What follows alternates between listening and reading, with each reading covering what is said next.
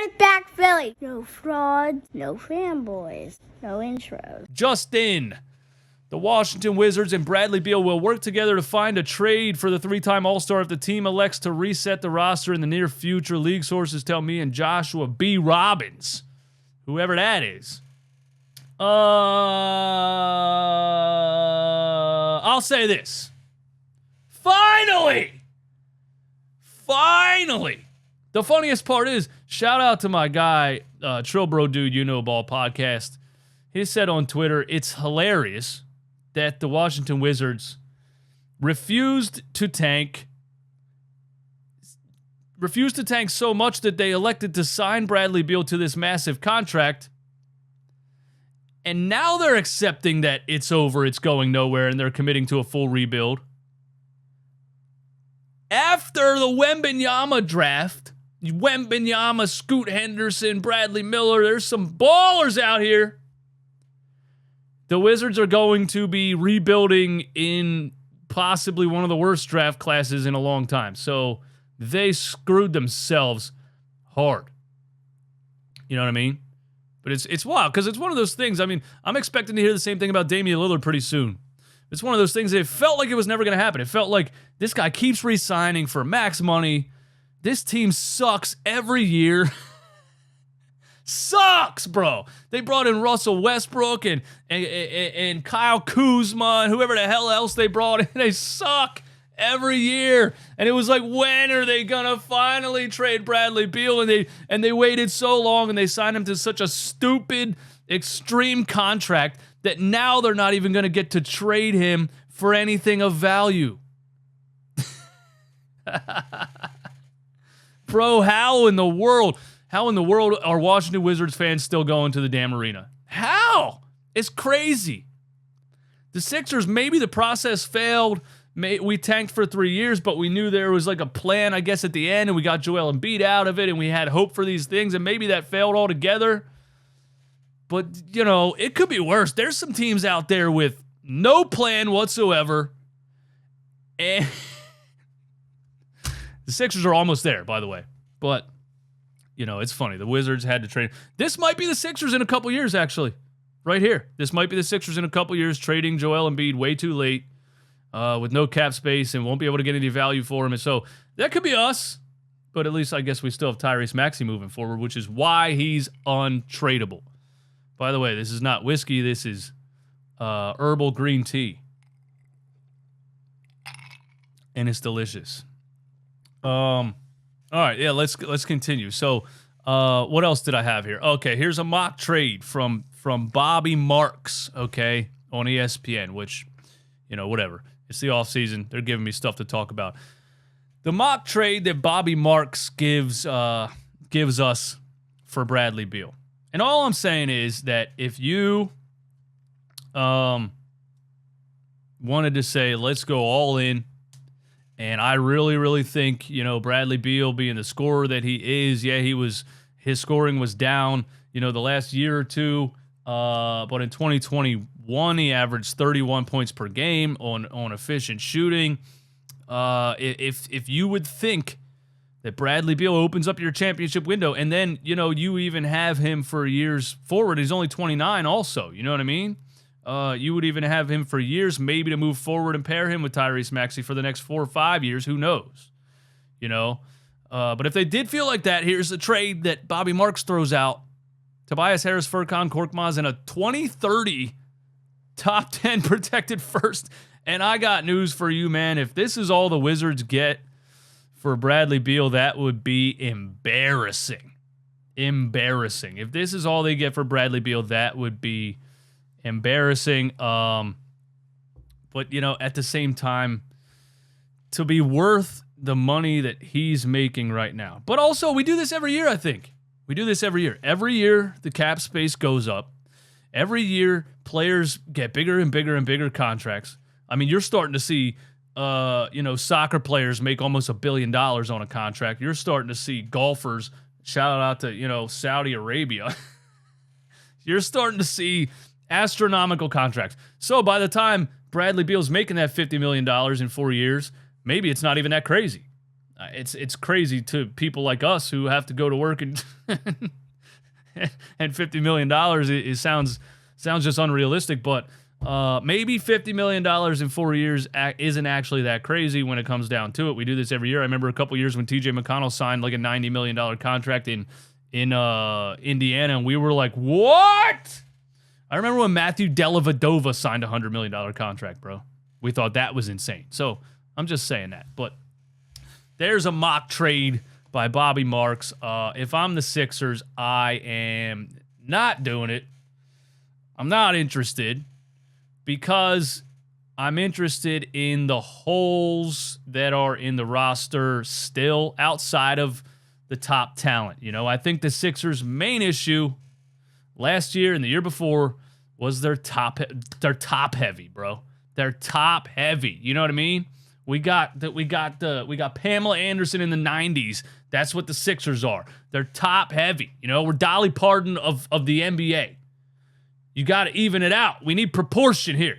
You know what I mean? When you look at the scale, at the roster, and you look at the contracts, it was Tobias Harris at this much money, Joel Embiid, James Harden, and then the next player was like Furkan Korkmaz at $5 million a year, whatever it was. PJ Tucker at $11 million, whatever. Just saying, we've been top heavy. I'm not interested in this because I'm interested in the Sixers filling out their roster, building a deep, strong roster, and to do that, you need to give about 3 or 4 players contracts equal to the contract of Bradley Beal. It's almost getting to the point where I don't think you can build a deep, strong team when you're paying one guy the way you're paying Bradley Beal. You know? I'm more interested in a Denver Nuggets approach. You know? Obviously, they just won a championship. Build a team the right way. Now, they built the team through the draft and trades, and I mean, even the Aaron Gordon thing was genius, and taking a chance on Michael Porter Jr. in the draft, and drafting Jamal Murray in 2016. He's so much better than Ben Simmons. It's unbelievable. So we missed on the draft all the time, and they hit on the draft a lot and some good trades. But I think you can fill out a roster and build a deep, strong team, you know, moving forward. And I don't think trading for Bradley Beal's contract is the right way to go. So I personally am out on it. Okay, that's where I'm at. Now, Bradley Beal, I do want to say this. Is Bradley Beal as bad as his numbers looked last year? I don't think he is, right? He averaged 23.2 points per game last year, and you're saying, wow, he's on such a massive contract. How, you know, that's a terrible number. And it is. And the year before, he only played 40 games, and he was on, 23 points per game. But the couple years before that, man, 31.3 points per game on 60 games played, 30.5 points per game on 57 games played. When he was playing with John Wall, 25 points, 22. So I think Beal can, if he's healthy, can give you a 25 points per game playing alongside a Joel Embiid and a Tyrese Maxey. Who knows if Harden's there, whatever it is. So I don't think that he's 23 points per game on bad efficiency type of player that everyone's kind of making him out to be right now. Everyone's saying Bradley Beal's trash. Look at his points per game. But really, the Wizards are garbage. They've been garbage. Does Bradley Beal even care anymore about playing in Washington? I don't know. But I think when he was invested, when he was decently healthy, and he felt like the team was good, he was averaging, almost 32 points per game. So I just wanted to throw that out there. And here is the contract of Bradley Beal signed in 2023. $43 million a year. Next year, he'll make $46 million. In 2025, he'll make $50. In 2026, he'll make $53. And in 2027, he has a player option for $57 million. So he could maybe be on his way out of the NBA and be like, yeah, I'm going to opt in. I'm going to opt into that $57 million. That's crazy. According to John Clark, it is my understanding the Sixers probably will not be a suitor for Bradley Beal. He has a big contract for a lot of money with the new CBA with aprons that does not allow for much flexibility for roster building, and Sixers believe Tyrese Maxey can be an all-star caliber player. Yeah! Yeah, that's where I'm at with it, man. That's where I'm at with it. I think I'm right on par with this. Again, if you wanted to, I wouldn't say it was the worst thing in the world, but I don't think it's the right thing to do because I think they need to build out their roster and pay more guys to have a deeper team. And I love the fact that he points out the Sixers believe Tyrese Maxey can be an all-star caliber player.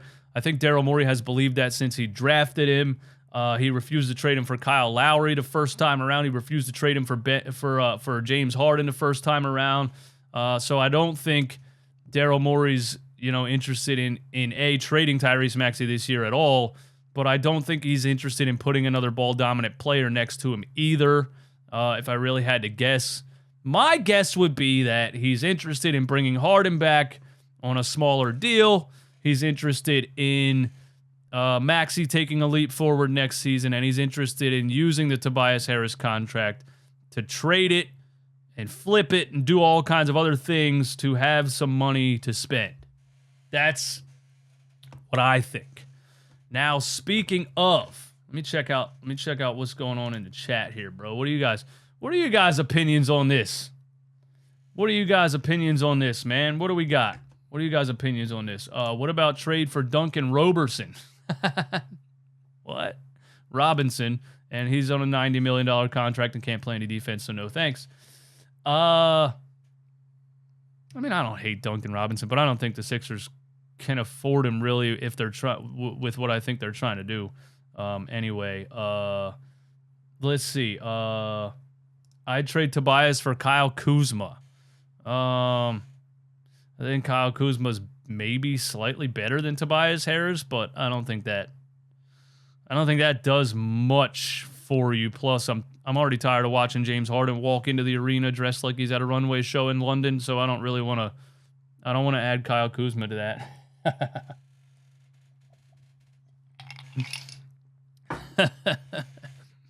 A says no to Bradley Beal. Maxey in 5 years will be better than both Beal and Dame.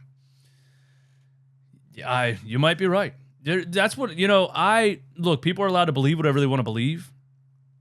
I just don't really like when people say, Maxey's not a player that leads you to a championship. I'm like, bro, how do you know that? They were saying the same thing about Steph Curry in his third year. He averaged 14 points per game. You don't have a crystal ball.